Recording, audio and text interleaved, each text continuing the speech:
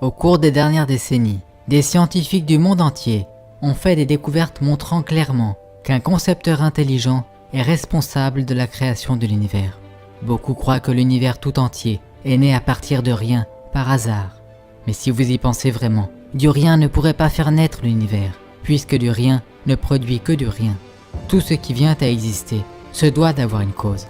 Cependant, beaucoup croient qu'obtenir un système solaire comme le nôtre, avec une planète adaptée à la vie comme la Terre, ne serait pas si difficile. Mais de nombreux scientifiques désapprouvent cela et ont apporté des preuves accablantes soutenant leur position. Par exemple, beaucoup de forces dans l'univers sont équilibrées avec précision et permettent entre autres de rassembler la matière. Sans ces forces, les galaxies, les planètes et les étoiles n'auraient jamais pu se former. Un phénomène d'expansion et de contraction significatif a été observé pour de nombreuses étoiles. Elles passent d'un état de grande brillance à un état obscur, et ce, même en l'espace d'une année. Mais fort heureusement pour nous, notre étoile, le Soleil, a une stabilité extraordinaire. Elle n'est pas sujette à une expansion et une contraction significative, comme c'est le cas de nombreuses autres étoiles. Si l'expansion et la contraction du Soleil étaient comparables à ces autres étoiles, ce serait catastrophique pour la vie sur Terre. Certaines étoiles explosent violemment en supernova. Les débris de ces explosions sont appelés restes de supernova. Selon de nombreux évolutionnistes, ces débris devraient rester visibles à l'aide de télescopes durant des millions d'années.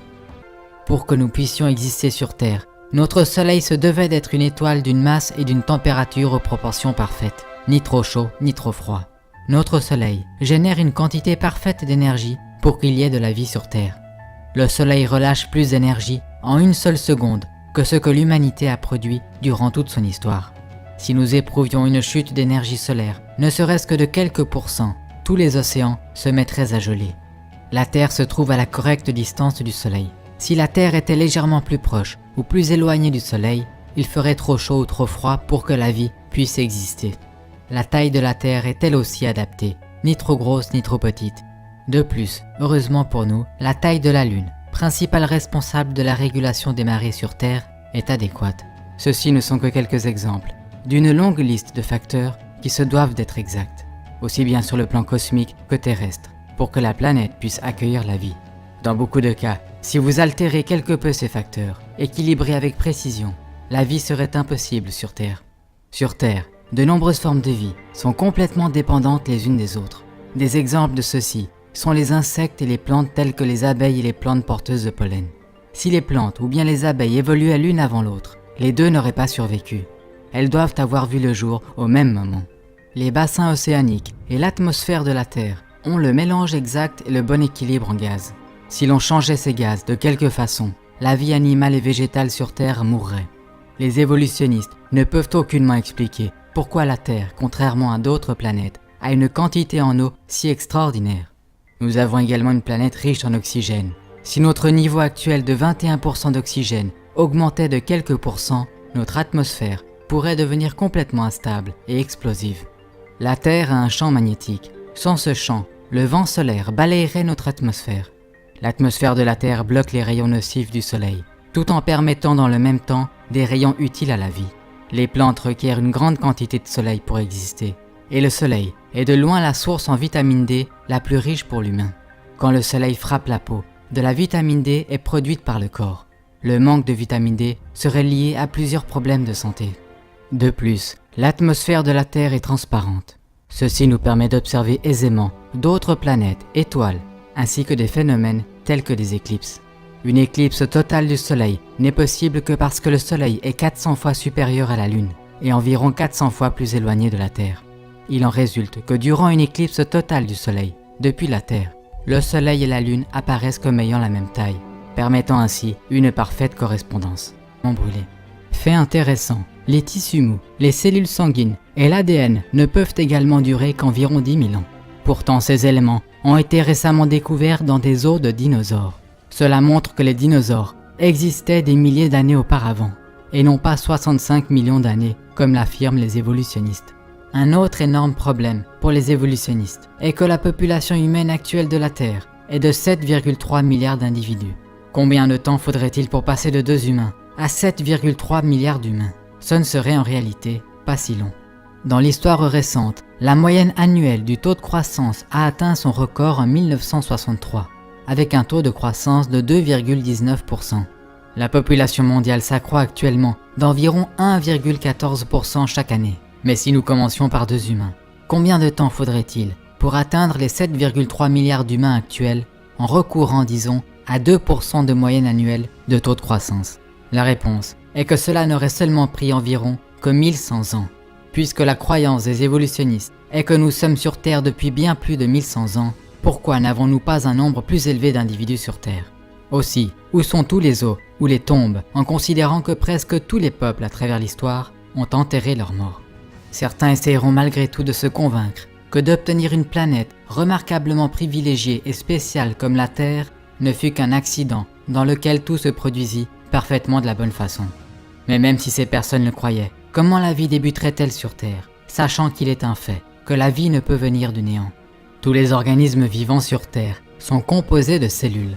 Alors, quelles sont les chances qu'une première cellule puisse s'être formée accidentellement? Il y a près de 150 ans, lorsque Charles Darwin était en vie, la cellule était considérée comme quelque chose de simpliste, rudimentaire, tel qu'une goutte microscopique de gelée. Cela dit, à la suite des découvertes récentes, nous savons à quel point ces cellules, extraordinairement petites, sont étonnamment complexes. Le corps humain d'un adulte contient 100 trillions de cellules de différentes dimensions. 10 000 de ces cellules humaines, de taille moyenne, pourraient être placées sur la tête d'une épingle. Et une seule cellule prise individuellement contient de l'information équivalent à 4000 livres. Une cellule typique emploie des milliers de différentes sortes de protéines. Pour obtenir ne serait-ce que la cellule la plus simple, il faudrait au moins 600 molécules protéiques différentes. Les protéines sont constituées d'acides aminés. Une protéine fonctionnelle est généralement constituée d'une chaîne d'environ 50 à 1000 acides aminés. Certaines protéines requièrent une chaîne de milliers d'acides aminés correctement séquencés. Chaque fois qu'un nouvel acide aminé est joint à une chaîne, il doit former un lien chimique appelé liaison peptidique, afin de se lier aux autres acides aminés dans la chaîne. Les acides aminés gauchers et droitiers sont produits plus ou moins à la même fréquence. Mais seuls les acides aminés gauchers peuvent être sélectionnés pour l'utilisation dans une chaîne pour fabriquer une protéine. Les évolutionnistes ne peuvent expliquer la raison pour laquelle les protéines n'utilisent que des acides aminés gauchers. C'est dit précédemment, le corps de chaque adulte humain contient près de 100 trillions de cellules. Mais à votre conception, vous n'étiez qu'une seule cellule. Ce qui est extraordinaire est que vous débutiez votre existence en n'étant pas plus gros qu'une tête d'épingle. Cependant, toute l'information complexe qui vous a physiquement défini, vous et tous les organes de votre corps, étaient là, contenus dans cette unique cellule. Dans le mois de votre conception, vos yeux, vos oreilles et vos poumons se développent. Des milliards de nouvelles cellules se forment et votre taille s'accroît de plus de 10 000 fois. Peu après les premiers mois, la vitesse à laquelle vous grandissiez ralentit de façon spectaculaire. Si elle n'avait pas ralenti et que votre allure de croissance était restée la même, vous auriez pesé plus de 1300 kg à la naissance. Après 2 mois, vous ne faites que 3 ou 4 cm de long, encore suffisamment petit pour rentrer dans une coquille de noix. Il n'y a pas d'explication évolutionnaire pour l'extraordinaire complexité impliquée dans la conception et la naissance, ou même une raison pour la reproduction en elle-même. Les évolutionnistes croient que les systèmes reproducteurs remarquablement complexes, radicalement différents, mais toutefois complémentaires, de toutes les sortes de vie, se sont développés par hasard, complètement et indépendamment au même moment. Rien qu'une légère incompatibilité dans l'un des 2 systèmes rendrait inutiles les 2 systèmes reproducteurs, et la vie disparaîtrait. Le cerveau humain, qui pèse plus d'1 kilo, est l'arrangement ordonné de matière le plus complexe de l'univers. Le cerveau d'un humain adulte contient 100 000 milliards de connexions électriques. C'est plus que toutes les connexions électriques de tous les appareils électriques du monde. À l'arrière de votre globe oculaire se trouve la rétine. Elle fait moins de 7 cm². Pourtant, ces 7 cm² contiennent plus de 137 millions de cellules photosensibles, et toutes sont branchées au cerveau. L'œil humain peut se soigner tout seul et est auto-nettoyant. L'œil a également une mise au point automatique, permettant de distinguer des millions de couleurs.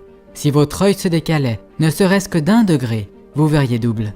Ces faits ne constituent qu'une partie des preuves qui démontrent que nous avons été créés par Dieu. Et nous trouvons une preuve évidente de la puissance créatrice de Dieu et de son intelligence, non seulement dans la création de l'homme, mais aussi dans l'extraordinaire complexité des animaux et des insectes.